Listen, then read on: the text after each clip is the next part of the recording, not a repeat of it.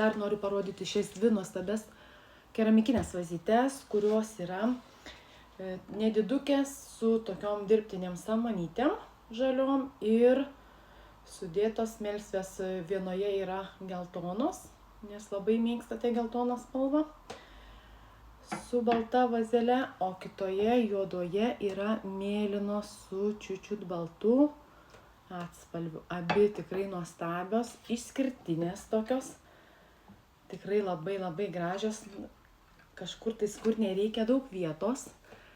Vonios kambaryje, ant palangės, ar kažkokia niša maža, visur, kur telpa tokia nedidelė tokia kompozicija, tai labai rekomenduoju ir iš tikrųjų labai gražiai papuoš jūsų tokią tuščią vietelę.